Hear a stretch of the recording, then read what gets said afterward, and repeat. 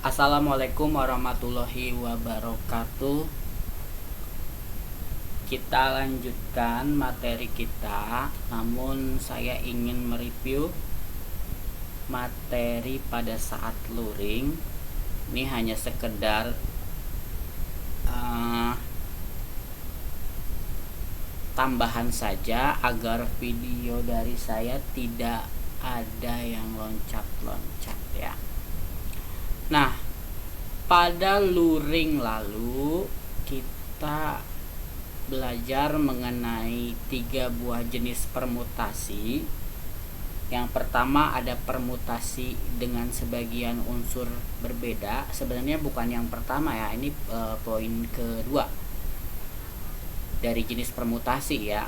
Kalau kita tidak mengikut sertakan faktorial, permutasi dengan beberapa unsur yang sama, dan permutasi siklis.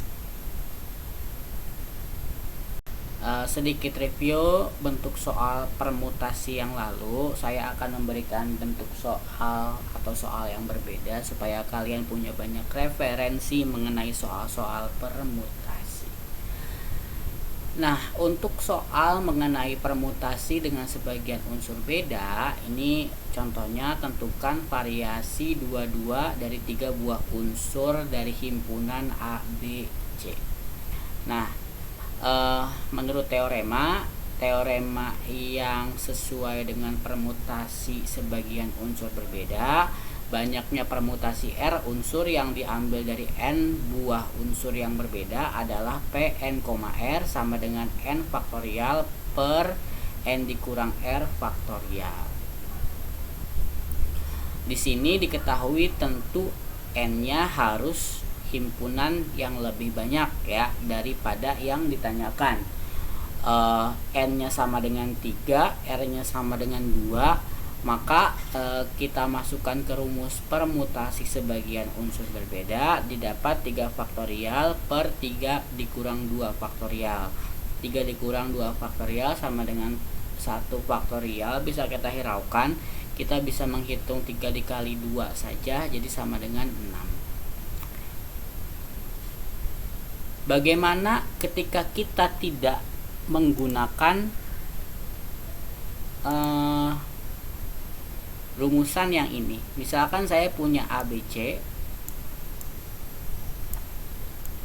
akan kita susun 22, berarti AB, AC, BC,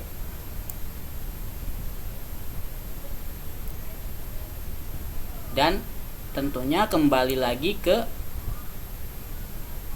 CB, CA, BA. Ini disebut permutasi ya. Kalau permutasi dia tidak menghiraukan ini, sifat-sifat urutan ini. Makanya ada 6. Untuk jenis yang kedua ini saya tidak tulis ininya ya, maaf. Cuman kalian tahu di sini maksudnya adalah permutasi yang ini ya, yang permutasi dengan beberapa unsur yang sama. Tentukan banyak cara yang berbeda. 8 orang siswa dapat dibagi atas 3 kelompok yang masing-masing anggotanya 4, 2, 2. Jadi ada 8 orang akan dibagi menjadi 3 kelompok. Di sini kelompok yang pertama berisikan 4 orang, kelompok yang kedua berisikan 2 orang, dan kelompok yang ketiga berisikan 2 orang. Nah, menurut teorema, banyaknya cara membagi N buah unsur ke dalam K sel ditentukan oleh ini. N1, N2, ini N3, maaf. N3 sampai NK. Ini juga saya tipe di sini N3. Ada baiknya saya di ini.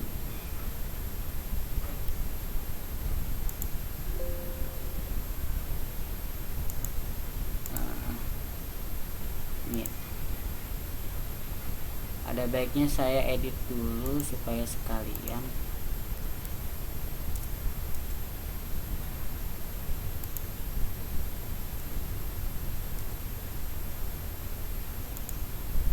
Oke, jadi ada N1, N2, N3 sampai NK. Ini jadi faktorialnya N faktorial per N1, N2, N3 sampai NK faktorial. Nah, diketahui N-nya sama dengan 8, ada 8 orang siswa, dan pembagian kelompoknya N1-nya 4, N2-nya 2, dan N3-nya 2. Maka secara teorema dapat dikerjakan dengan 8 faktorial dibagi 4 faktorial, 2 faktorial, 2 faktorial.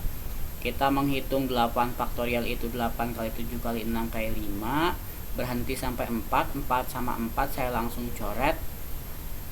Untuk penyebutnya sisa 2 faktorial dan 2 faktorial. 2 faktorial itu kalau kita operasikan jadi 4, 8 kali 7 kali 6 kali 5 ini 1680 dibagi 4 jadi 420.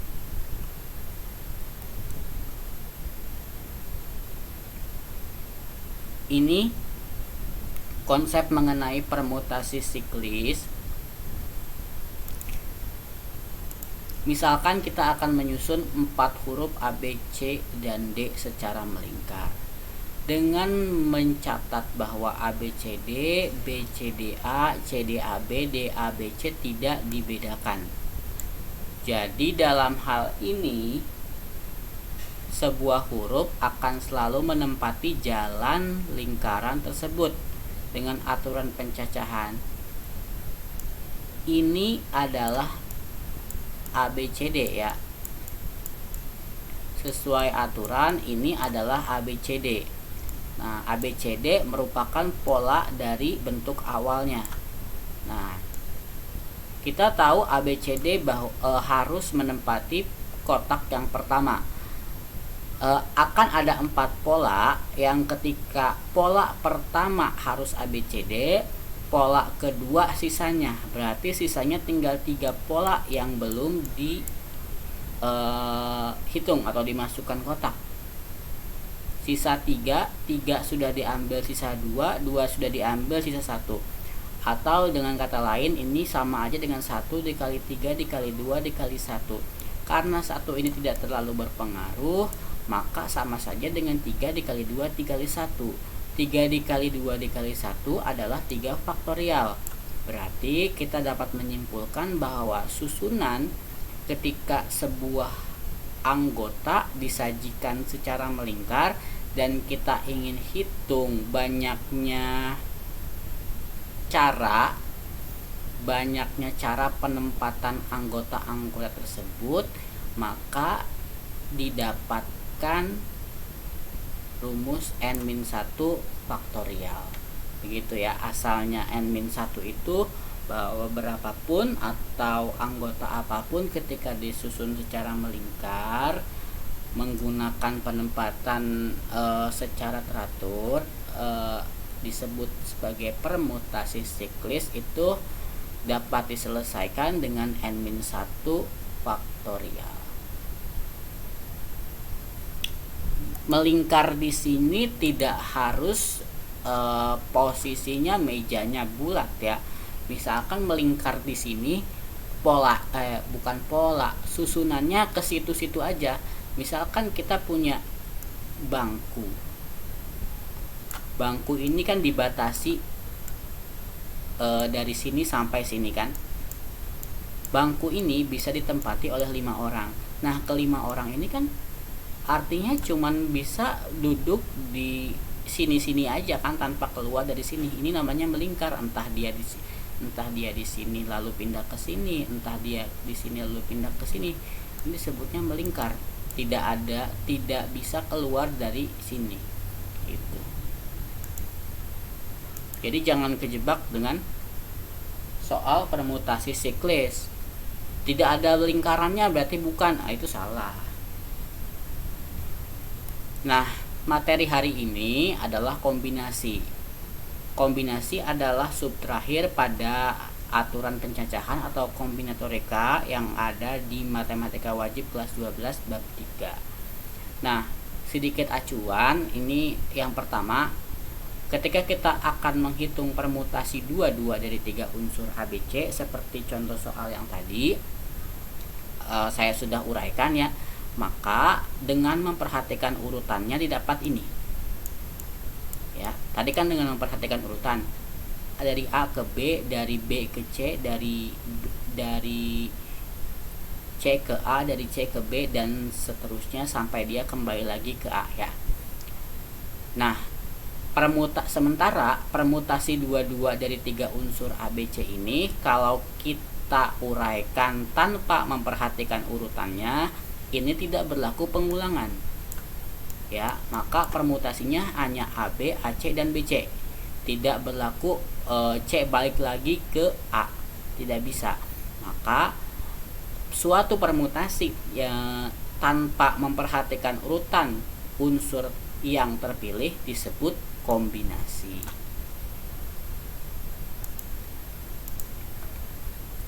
Nah, untuk mengetahui hubungan antara kombinasi dan permutasi, kita ambil contoh.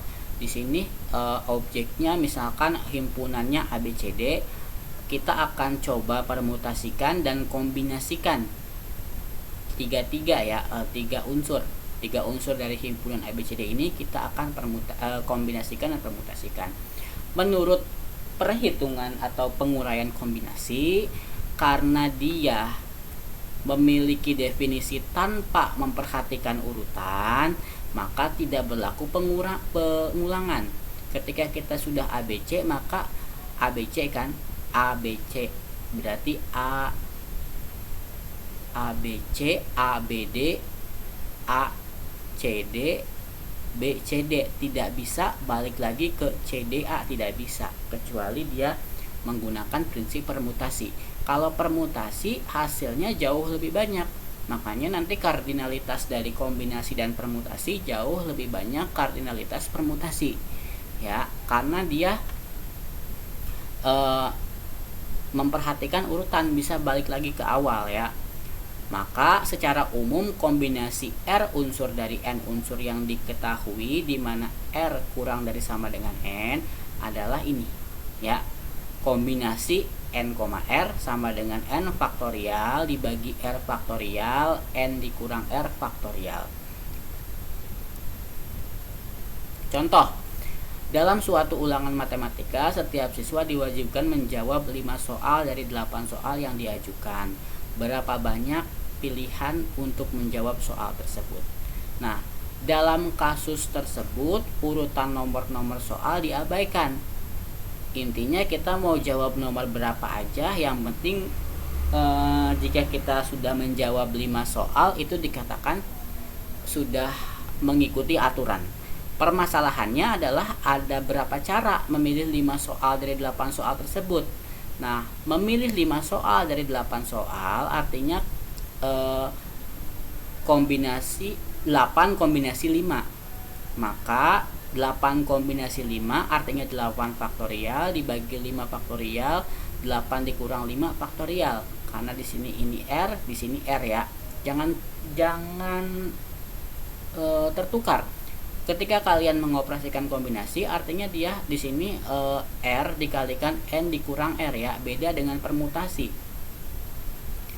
8 faktorial dikurang ini dikurang dulu, 8 dikurang 5 adalah 3, berarti 8 faktorial itu 8 kali 7 kali 6, kita menghitung sampai 5, 5 atas dan 5 bawah dicoret, 3 faktorial itu 3 dikali 2 dikali 1, 8 kali 7 kali 6 itu dibagi dengan 3 dikali 2 dikali 1, hasilnya 56 cara.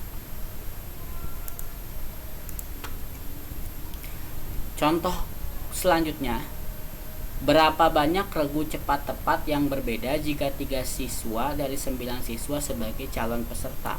Nah, banyak regu sama dengan banyak kombinasi. Jadi di sini 9 siswa ini dibagi menjadi beberapa regu kan, maka dia disebut kombinasi. Kalau kalian tidak asing dengan kata kombinasi itu ya sama aja ya. Misalkan kombinasi rasa ini dan ini, kalau kalian berpikir mengenai makanan, kalau kalian berpikir mengenai warna, kombinasi warna ini dan ini, gabungan istilahnya. Banyak regu sama dengan banyak kombinasi. Kombinasi 9 kombinasi 3 dibacanya ya. 9 kombinasi 3 artinya 9 faktorial dibagi 3 faktorial, 9 dikurang 3 faktorial.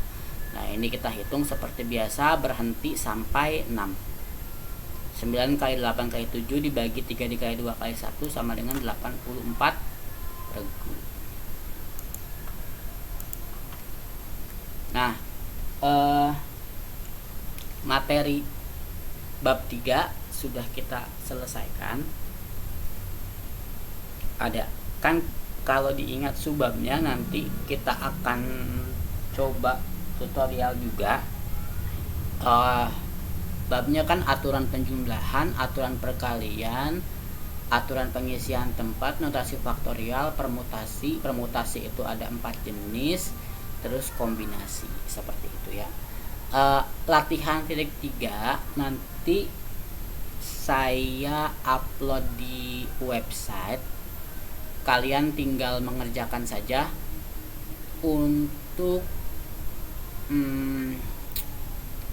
pengkoreksian saya masih belum ini ya, apakah nanti pada saat luring, apakah hanya dipoto, saya masih belum terpikir. Kalian baca sendiri saja nanti perintahnya ya. Oke, pertemuan kali ini cukup sampai di sini. Wassalamualaikum warahmatullahi wabarakatuh.